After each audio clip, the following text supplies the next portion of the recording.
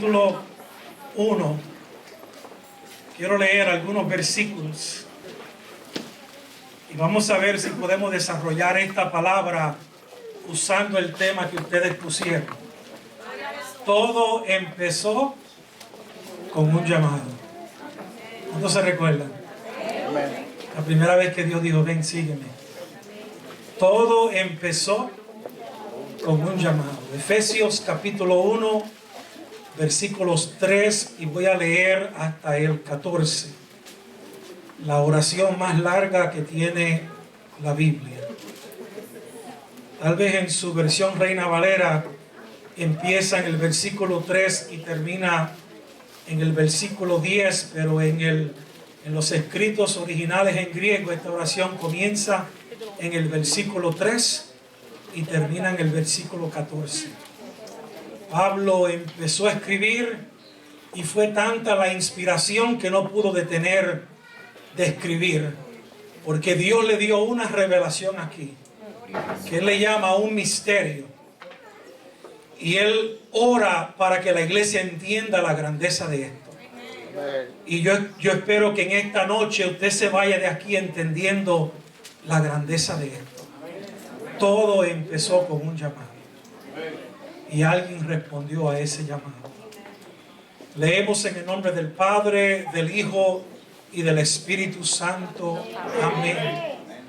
Bendito sea el Dios y Padre de nuestro Señor Jesucristo, que nos bendijo con toda bendición espiritual en los lugares celestiales en Cristo, según nos escogió en Él antes de la fundación del mundo, para que fuésemos santos y sin mancha delante de Él, en amor habiéndonos predestinado para ser adoptados hijos suyos por medio de Jesucristo, según el puro afecto de su voluntad, para alabanza de la gloria de su grandeza, con la cual nos hizo acepto en el amado, en quien tenemos redención por su sangre, el perdón de pecados según las riquezas de su gracia,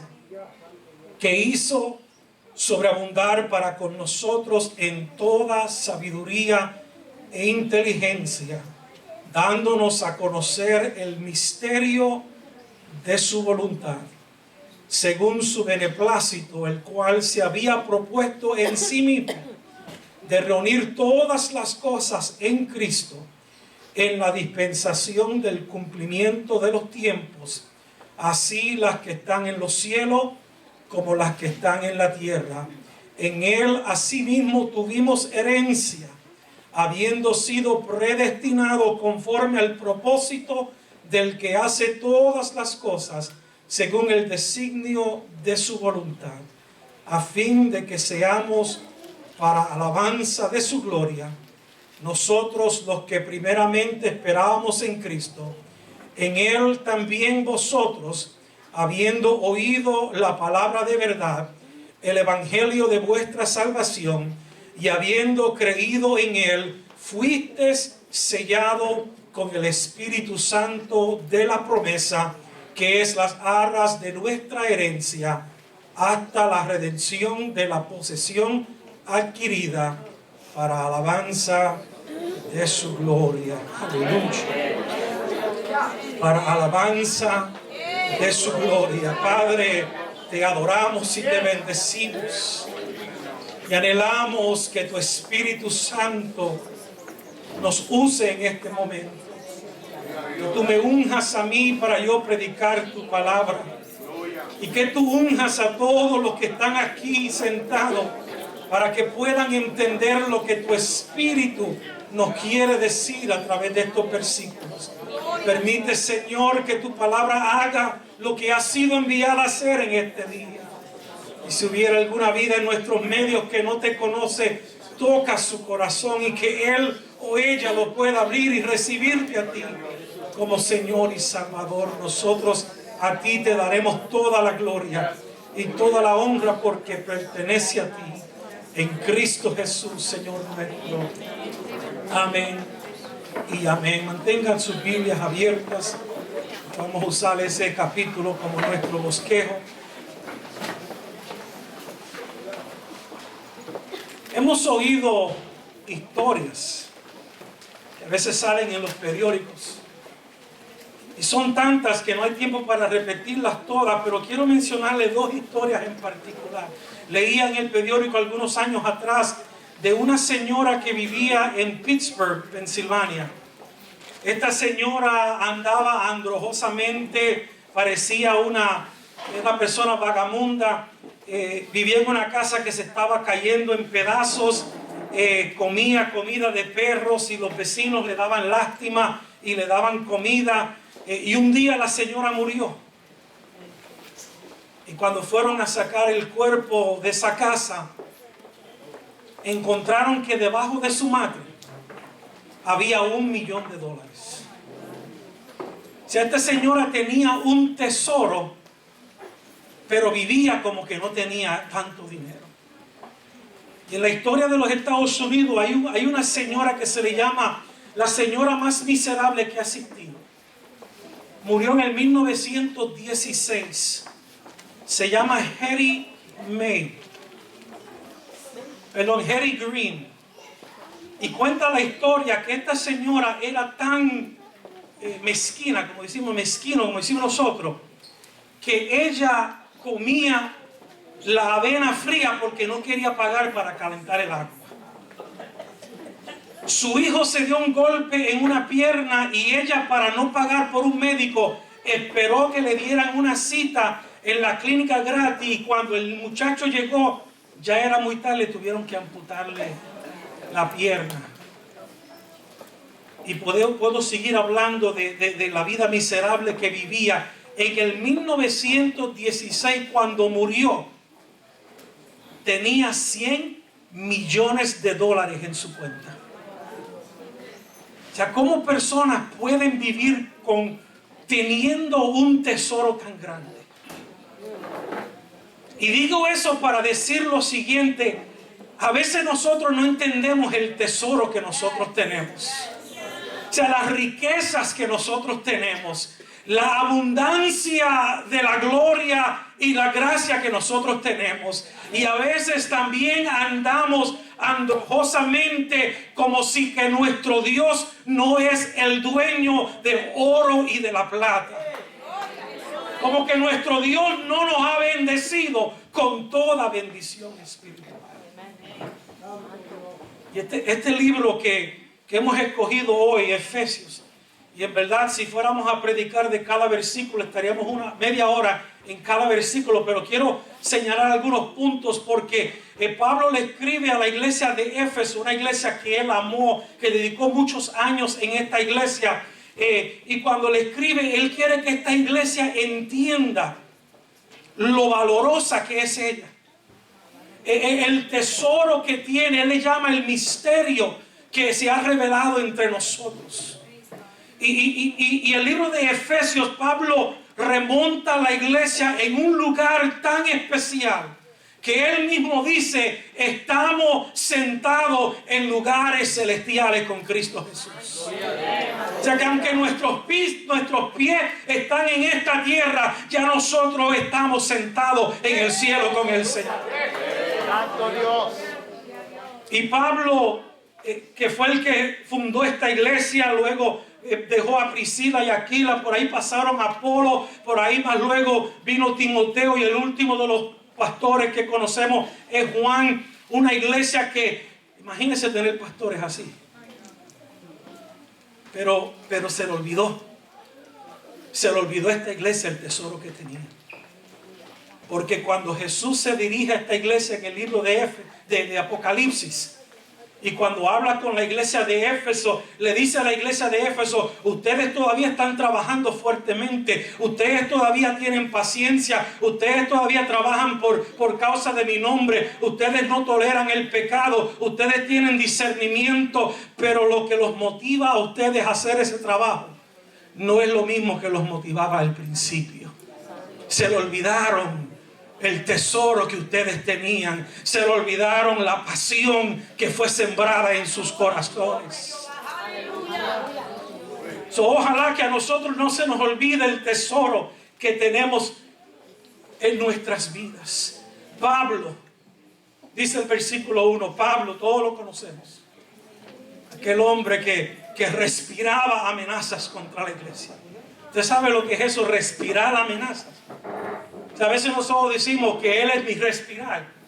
Es decir, que yo no puedo vivir sin el Señor. Usted no puede vivir sin respirar. Pablo no podía vivir sin perseguir la iglesia. Él respiraba amenazas en contra de la iglesia. Pero ustedes saben la historia. Un día el Señor lo agarró en el camino hacia Damasco. Y él tuvo un encuentro con el Señor y ahora él entiende que Dios lo llamó con un propósito. Pablo, apóstol de Jesucristo por la voluntad de Dios. No porque yo me lo merezco, no porque yo tenga alguna habilidad especial, sino porque Dios le agradó que yo fuese llamado su apóstol. Santo Dios. Porque así Dios le plació. Porque así Dios le agradó. Si usted fuera a escribir la epístola, ¿qué usted diría? ¿Cómo usted pondría Germán Morales? Pastor y maestro por la voluntad de Dios, porque a Dios le agradó que fuese así. Qué frustrante es estar haciendo algo que Dios no nos llamó a hacer.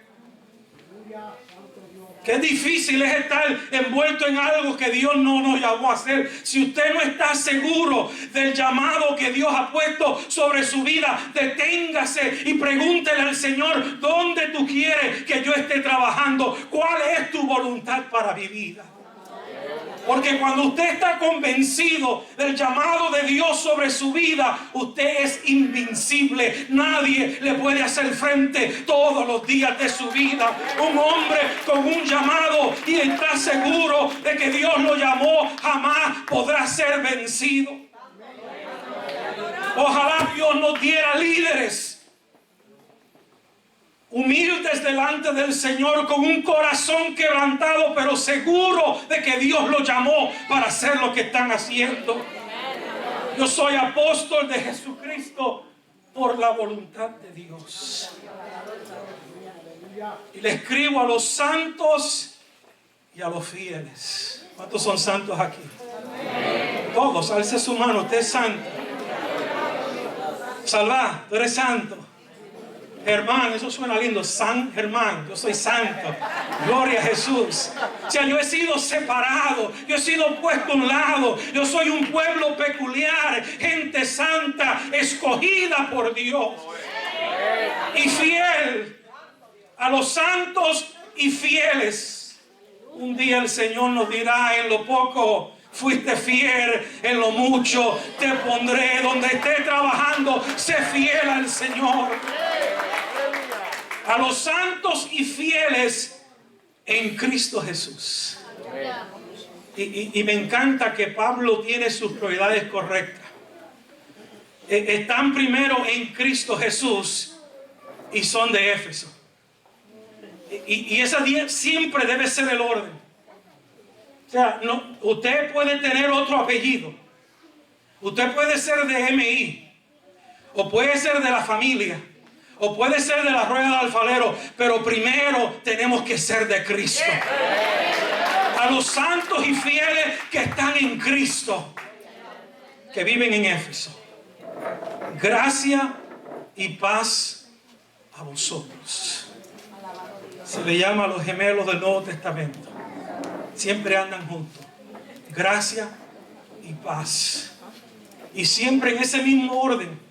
Porque usted no puede estar en paz con Dios a menos que usted no haya recibido la gracia del Señor primero. Gracia y paz a vosotros, de Dios nuestro Padre y del Señor Jesucristo. Ahora empezamos. Bendito es nuestro Dios. Hay que bendecir al Señor, dice Pablo. Hay que adorar al Señor, dice Pablo. Hay que darle gloria al Señor, dice el apóstol. Cuando bendecimos a Dios, estamos hablando bien de Él. Estamos elogiando a nuestro Dios. Estamos diciendo que Él es bueno y para siempre es su misericordia. Lo que yo les voy a decir a ustedes, ustedes van a tener que bendecir al Señor. Van a tener que alabar al Señor. Bendito sea el Dios y Padre de nuestro Señor Jesucristo.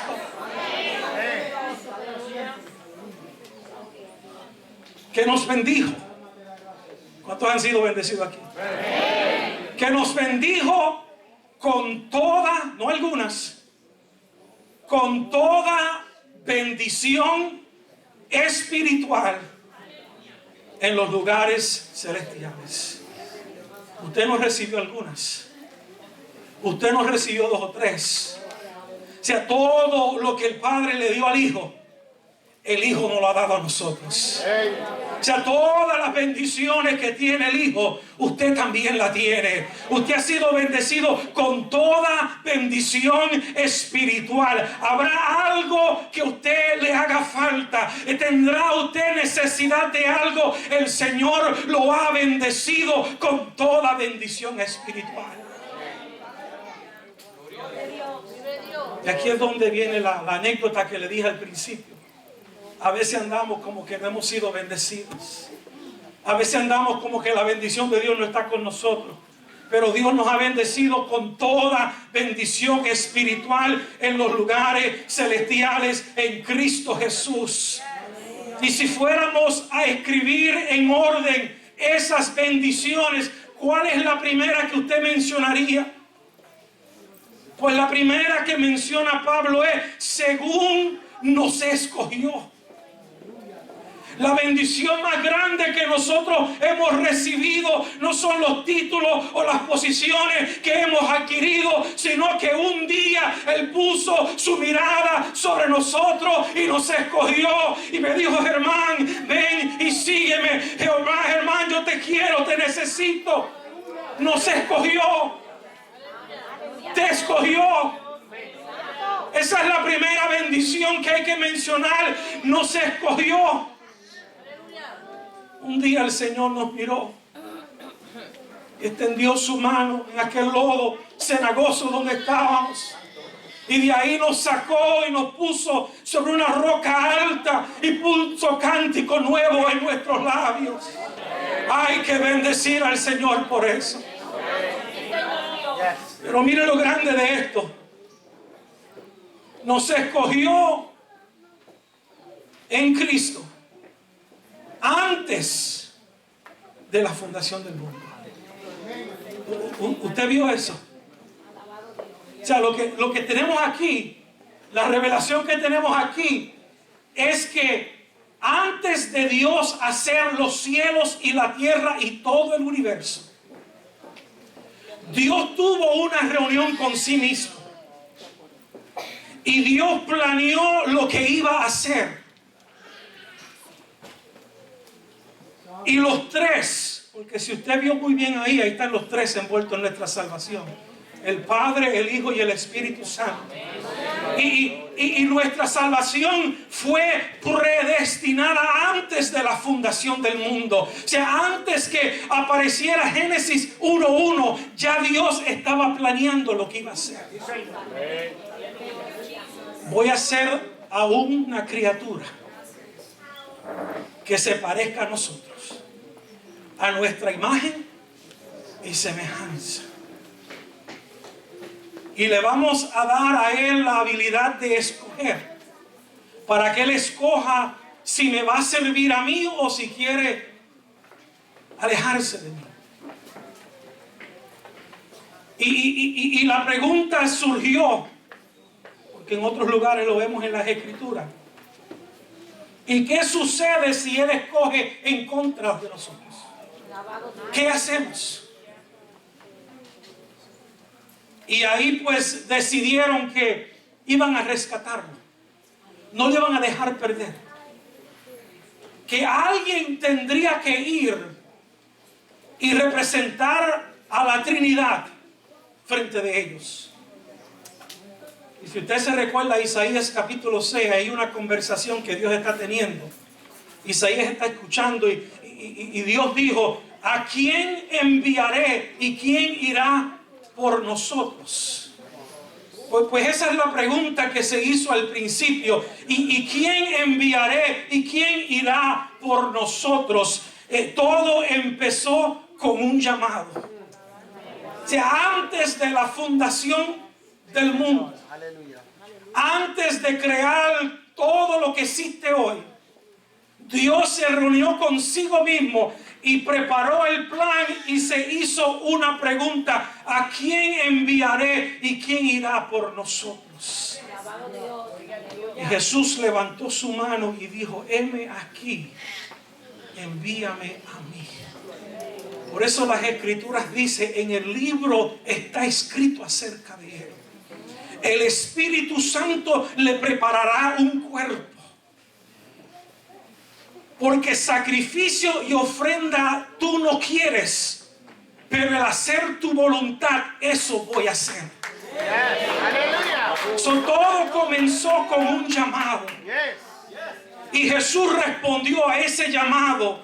Y por el hecho de que Él respondió a ese llamado, Él nos escogió en Él antes de la fundación del mundo. La iglesia estaba en la mente de Dios antes de la fundación del mundo. No es un concepto nuevo, no es una idea que aparece en el Nuevo Testamento, no. Antes de la fundación del mundo ya usted estaba en la mente de Dios. Antes que los cielos aparecieran, ya usted estaba en la mente de Dios. Antes que la tierra apareciera, ya usted estaba en la mente de Dios. Según nos escogió en Él antes de la fundación del mundo, para que fuésemos un pueblo separado, una gente santa, y que un día pudiéramos compadecer ante de Él sin mancha. Todos saben que Dios está trabajando en nosotros cada día, y cuando Cristo, nuestra vida, se manifieste, entonces seremos tal como debemos ser. Sí, Señor. En amor, habiéndonos predestinado. Yo sé que esta palabra trae mucha confusión. Y la iglesia viene debatiendo 2000 años y no se va a resolver en este mensaje. Pero yo no tengo ningún problema en que Dios me predestinó. Porque Dios sabe todas las cosas. Y Dios sabe quién se va a perder y quién se va a salvar.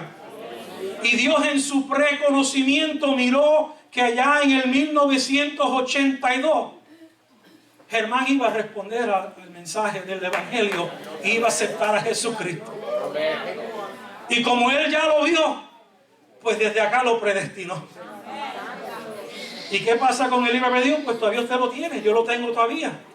Pero él sabía que yo iba a responder a la palabra de Dios. Él sabía que yo iba a aceptar a Jesucristo. Y usted no lo entiende, yo tampoco. Pero si yo lo entendiera, entonces deja de ser Dios. Porque mi mente finita no puede entender a un Dios infinito.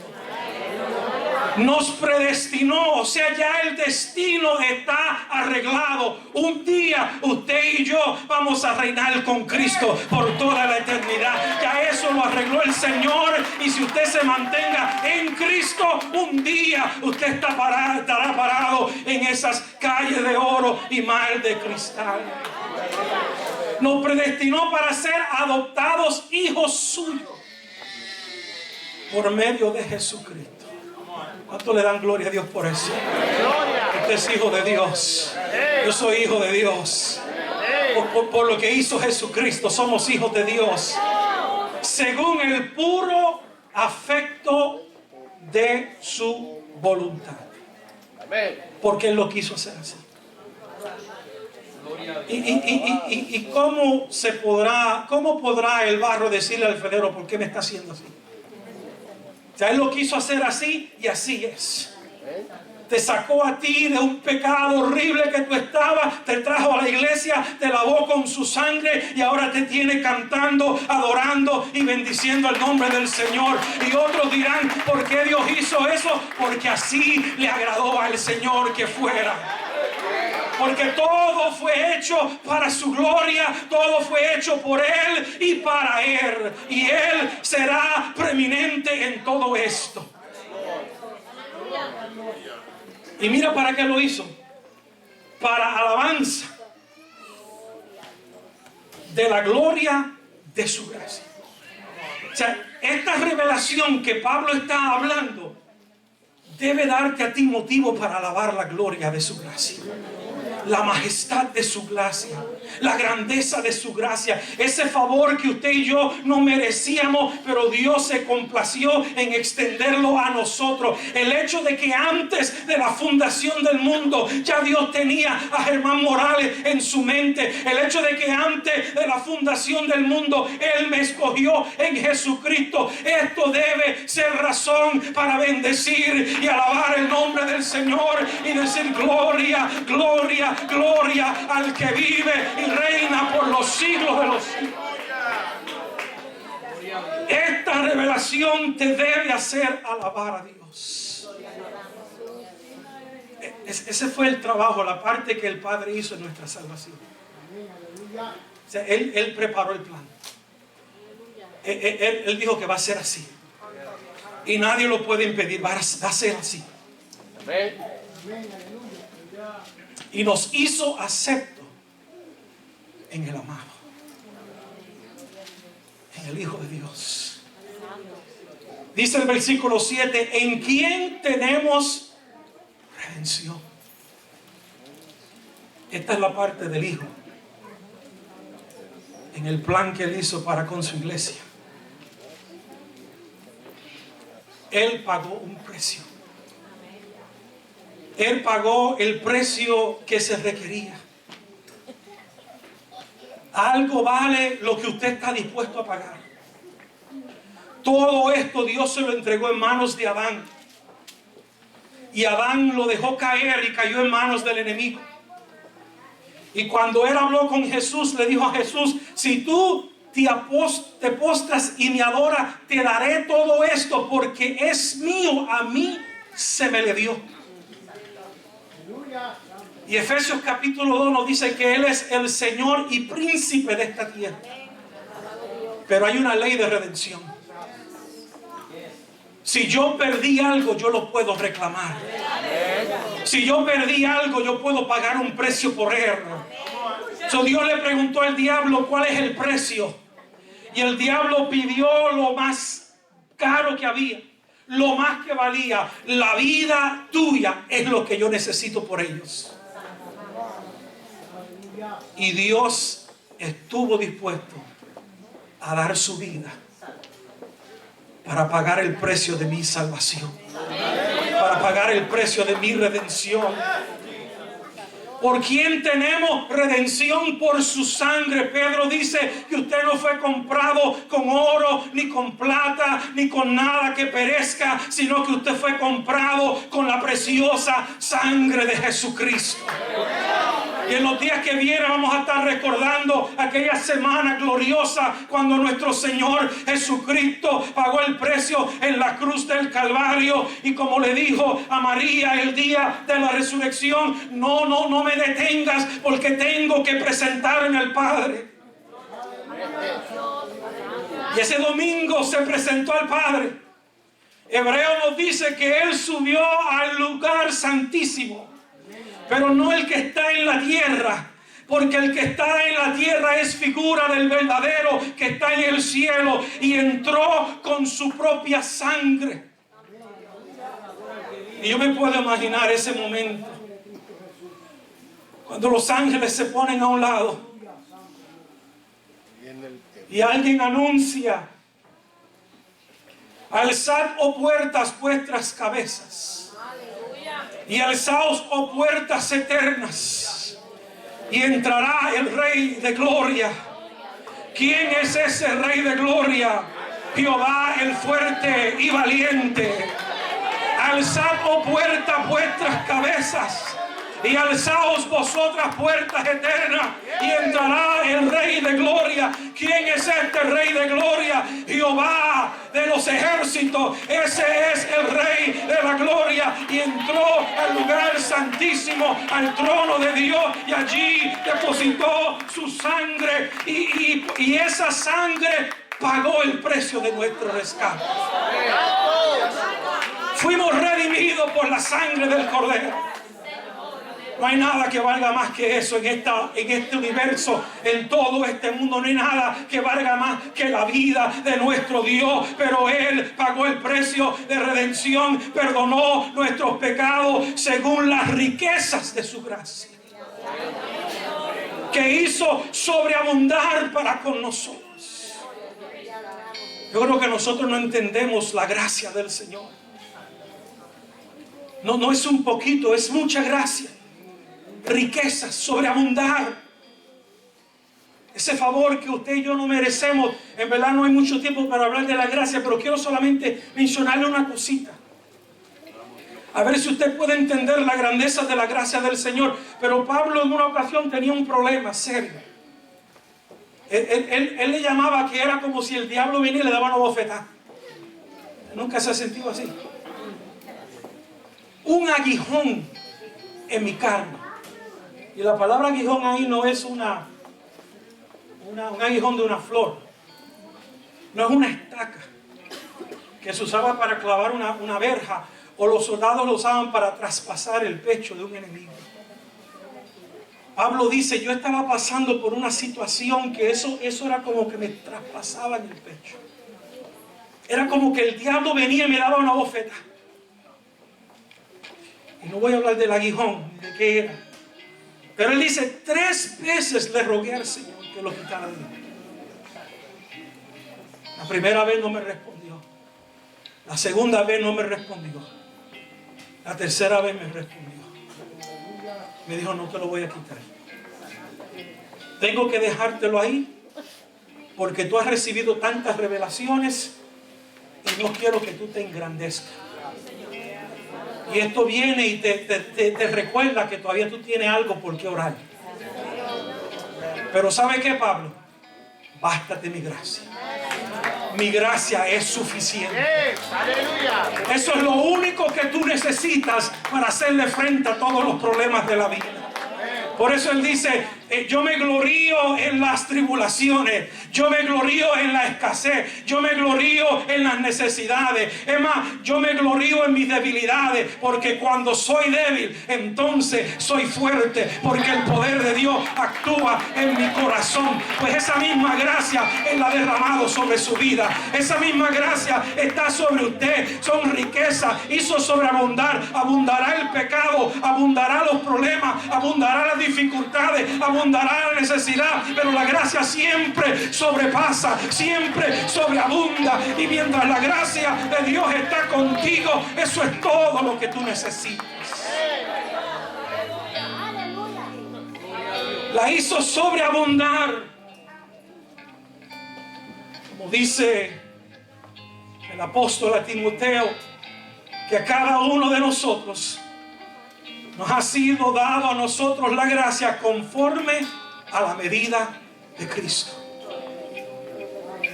En otras palabras, no hay límite, porque esa cuenta hay suficiente gracia para usted ir y apilar, buscar de esa gracia y pararse frente al trono de la gracia y decirle al Señor: yo necesito que tu gracia caiga sobre mí en este día. Yo necesito que tú derrames tu gracia sobre mí en este día. Y si la gracia de Dios es contigo, eso es lo único que tú necesitas. La hizo sobreabundar con nosotros en toda sabiduría, toda inteligencia, dándonos a conocer el misterio, el secreto,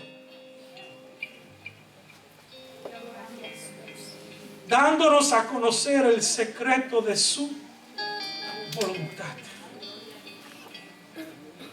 Pablo revela más adelante este secreto en el capítulo 3, versículo 3. El secreto es que los gentiles, que usted y yo también somos parte de esto, Porque antes yo era extranjero a las promesas, extranjero a los pactos. Y había una pared de separación, pero Dios derribó esa pared. Y ahora yo soy también partícipe de los pactos, de las promesas del Señor. También esto es para mí, también esto es para mí. No es solamente para los judíos. En el Antiguo Testamento no se hablaba mucho de la bendición sobre los gentiles. De vez en cuando algún profeta anunciaba algo. El Señor dará luz a las naciones. En ti serán benditas todas las familias de la tierra. Por eso Pablo dice: grande es el misterio de la piedad. Dios se hizo hombre, fue anunciado entre los hombres y fue creído por los hombres. Grande es el secreto, que Dios también a nosotros nos salvara, nos redimiera por su gracia, según su beneplácito, el cual se había propuesto en sí mismo. En el principio él mismo lo planeó así, de que un día Él va a reunir todas las cosas en Cristo, en esa dispensación final, cuando lleguemos al cumplimiento de los tiempos. Ya estamos cerca, ¿sabes? Ya estamos cerca. Cuando los judíos acepten a Jesús también, y la iglesia entra en gloria, la naturaleza gime que llegue ese día cuando se manifiesten los hijos de Dios. Los animales están pidiendo que llegue ese día cuando se manifiesten los hijos de Dios. Las plantas están pidiendo que llegue ese día cuando se manifieste el Hijo de Dios. La temperatura, la naturaleza, los cielos, las estrellas están pidiendo que llegue ese día. Pues pronto el Señor va a reunir todas las cosas bajo Cristo en esa última dispensación, porque así le agradó a Él, según su beneplácito, lo que está en el cielo y lo que está en la tierra. Y en Él usted y yo tenemos herencia, habiendo sido predestinado conforme al propósito de aquel que hace todas las cosas como Él quiere, como Él quiere.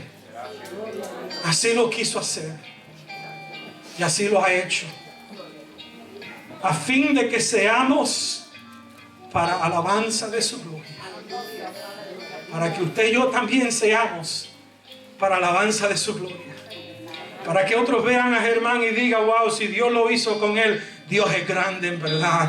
Para que aquellos lo vean a usted y digan: wow, si lo hizo con él, Dios es grande en verdad. Para que usted también sea alabanza de su gloria. En Él también. Ahora llegamos al presente. Ya le dijimos lo que hizo el Padre, preparó el plan. Jesucristo lo desarrolló, entregó su vida. Ahora venimos al presente. Todo empezó con un llamado. ¿Sobre quién se ha manifestado el brazo de Jehová? ¿Quién ha oído este anuncio? ¿Quién ha creído este anuncio? ¿Sobre quién se ha manifestado el brazo de Jehová? En Él también nosotros,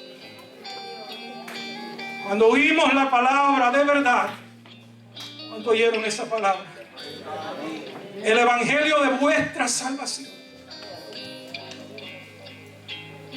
Y creímos. ¿Cuántos creyeron?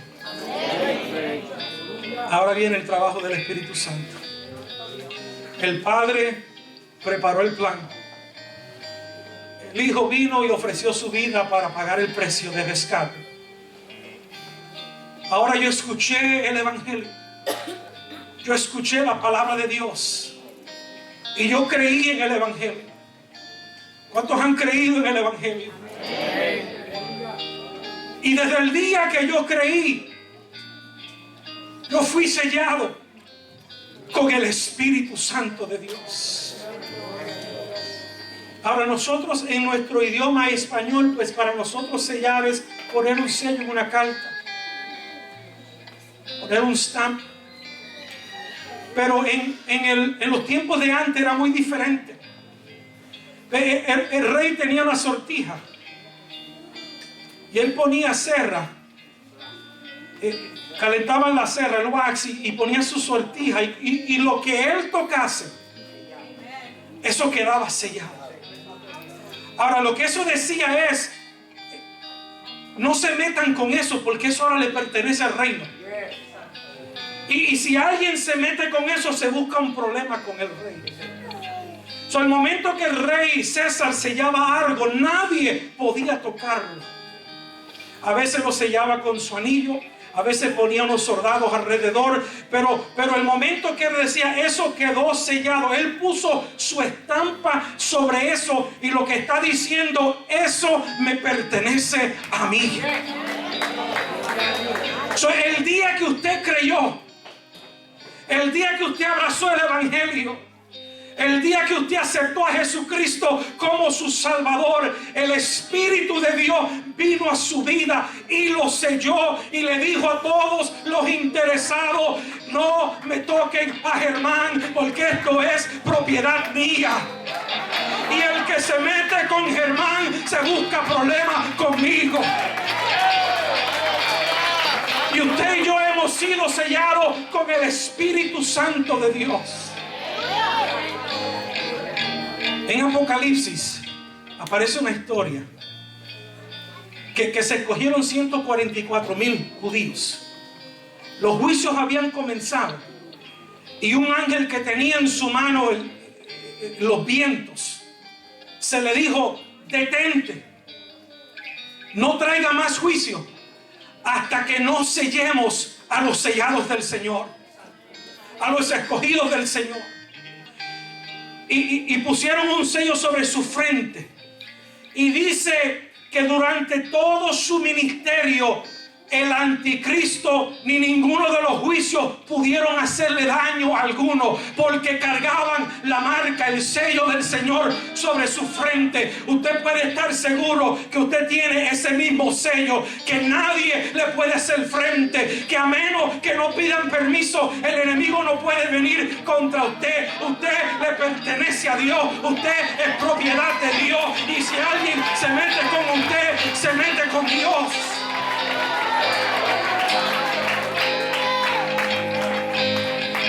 Desde el día que usted creyó, nadie puede llamar a Jesucristo Señor si no es por el Espíritu Santo. Romanos 8:9 dice que el que no tiene el Espíritu de Dios no es de Cristo. El día que usted creyó, usted recibió el Espíritu de Dios, está morando dentro de usted, y le está diciendo a todo el mundo: eso me pertenece a mí, eso me pertenece a mí. Es más, mira lo que dice al apóstol: que son las arras de nuestra herencia. Son las arras de nuestra herencia. Nos dieron un pronto, o un anillo, un compromiso. Te voy a dar esto ahora como un pronto de la herencia que tú vas a recibir. Normalmente se daba 10%. Si esto es 10%, imagínese cuando recibamos el resto. Si lo que yo recibí es un pronto nada más, y qué bueno es sentir la presencia de Dios cuando nos reunimos en casa. Imagínese cuando usted llegue al cielo y reciba el resto de su herencia. Eso es lo que está haciendo el Espíritu de Dios ahora. Yo quiero concluir con esto. Vaya conmigo a Romanos capítulo 5. Y esto es lo que Pablo entendió. Y esto es lo que Pablo quiere que usted entienda. Por eso él dice: por esta razón yo hago oración y doblo mis rodillas ante Dios, y le pido que ustedes puedan entender lo profundo, lo ancho, lo grande, lo largo que es el amor de Dios en Cristo Jesús para con nosotros. Romanos 5, voy a leer versículo 6. Porque Cristo, cuando aún éramos débiles, a su tiempo murió por los impíos. Usted no tenía fuerzas, no había nada que usted podía hacer para salvarse. Él murió por nosotros. El 7 pues hace el comentario de que podrá ser que usted encuentre que alguien muera por un bueno, pero nadie muere por un malo. El 8 dice: mas Dios muestra su amor para con nosotros, en que siendo aún pecadores, Cristo murió por nosotros. Qué precioso. Estando en la condición en que tú estabas, Dios mostró su amor y murió por nosotros. Y por mejor que yo trate de explicarle, la próxima semana se va a estar hablando mucho de esto. Por mejor que yo trate de explicarle a usted lo mucho que hizo el Señor para salvarnos, jamás podré explicarlo. No hay ninguna película que salga en Hollywood que podrá explicar lo mucho que hizo Dios para salvarnos. Él dejó su trono de gloria, se vació a sí mismo, se hizo hombre. Estando en la condición de hombre, se hizo esclavo y murió muerte de cruz para que usted y yo pudiéramos recibir la salvación. Ahora yo quiero que usted lea conmigo el 9 y el 10. Medite en lo que le voy a decir. Pues mucho más, estando ya justificado en su sangre, por él seremos salvos de la ira. Porque si siendo enemigos fuimos reconciliados con Dios por la muerte de su Hijo, mucho más, estando reconciliados, seremos salvos por su vida. Yo no sé si usted vio eso. El Padre trazó el plan, predestinó todo esto, lo arregló ya. Esto va a ser así. El Hijo efectuó la salvación porque respondió al llamado. Cuando yo era enemigo, cuando yo estaba alejado de Dios, cuando yo no estaba en paz con Dios, Él hizo mucho para salvarme. Pero ahora yo soy hijo de Dios. Ahora yo estoy reconciliado. Ahora yo soy amigo de Dios. Cuando yo era enemigo, Él hizo todo aquello. Dice que ahora que soy amigo, Él hará mucho más para que yo sea salvo de la ira que viene. Que cuando yo estaba lejos de Dios, Él hizo mucho para salvarme. Ahora Él va a hacer mucho más para que yo llegue hasta el final. Yo no sé si usted entendió eso. Es más, si usted no se recuerda nada de este mensaje, recuérdese de esta última parte. Para que usted fuese salvo, Dios se hizo hombre para que usted mantenga su salvación. Dios vino a morar dentro del hombre. Y como dijo Jesús: yo iré a mi Padre y vendré otra vez a vosotros y haremos morada dentro de vosotros. Padre, Hijo y Espíritu Santo morando aquí, porque el plan que Él comenzó antes de la fundación del mundo, Él lo va a completar cuando suene la trompeta y los muertos en Cristo se levanten. Usted y yo vamos a ser parte de eso, porque si Él hizo mucho más para salvarte, Él va a hacer mucho más para que tú llegues al final. Y si yo no puedo explicarte lo mucho que Él hizo para salvarte, jamás te podré explicar lo mucho más que Él está haciendo para que tú llegues al final. Pero el que empezó el plan lo va a terminar.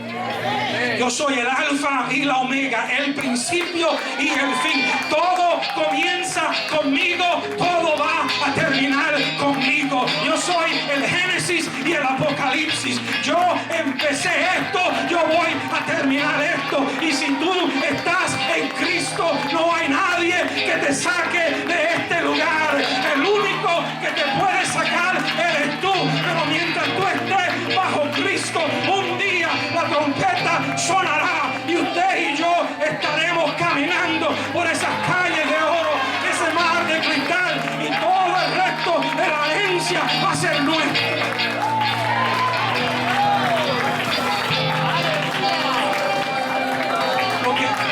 Lo mucho que el Espíritu está haciendo, lo mucho que es más, la mayoría de nosotros tenemos un sinnúmero de razones por la cual hubiéramos salido corriendo ya,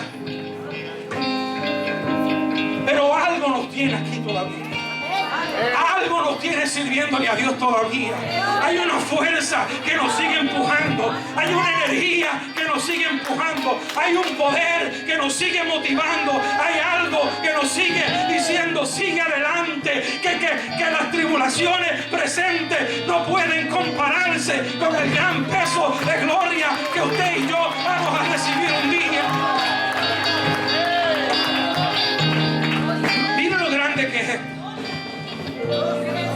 Lea Romanos 8 en su casa. Si el espíritu de aquel que resucitó a Jesús de entre los muertos mora en vosotros, ¿qué no podrá hacer con nuestros cuerpos mortales? Mire, para que Jesús resucitase se necesitaba poder, porque todo descansaba sobre la resurrección de Jesucristo. Si Cristo no resucitó, no sirve esta predicación. En vano predicamos. No sirve esta fe. Es como cualquier otra religión, pero si Cristo resucitó, poder de Dios para salvación. Cuando Jesús estaba en esa tumba, pusieron una piedra para que las mujeres no entraran. Pusieron unos soldados para que los discípulos no se robaran el cuerpo. Pero en el mundo espiritual, todo principado, toda potestad, todo demonio vinieron a Jerusalén para impedir que se levantara Jesús de entre los muertos.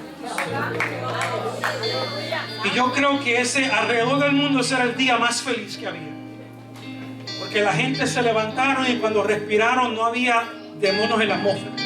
Todos estaban en Jerusalén. Eso no lo dice la Biblia, eso lo digo yo. Pero yo me imagino que todo el mundo respiró. ¿Qué pasó hoy? No hay huestes satánicas, no se siente una pesadez en la atmósfera. Todos estaban en la tumba. Un terremoto removió la piedra. 2 ángeles espantaron esos soldados. Y en el mundo espiritual apareció el Espíritu de Dios. Y no hubo principado, no hubo potestad, no hubo demonio que pudo resistir que ese cuerpo recibiera vida y se levantara de entre los muertos. Pues dice Pablo, si ese Espíritu mora en nosotros, ¿qué no podrá hacer el Espíritu de Dios con nuestros cuerpos mortales? ¿Habrá algo imposible para nuestro Dios? Aquel que empezó antes de la fundación del mundo, que va a llevar más allá a una nueva Jerusalén, a un cielo nuevo, a una tierra nueva, porque así Él lo prometió. Y nuestro Dios cumple lo que Él promete. Todo porque Dios hizo un llamado. Y Jesús dijo, heme aquí, envíame a mí. No temas, manada pequeña. Al Padre le ha placido. Esa es su voluntad.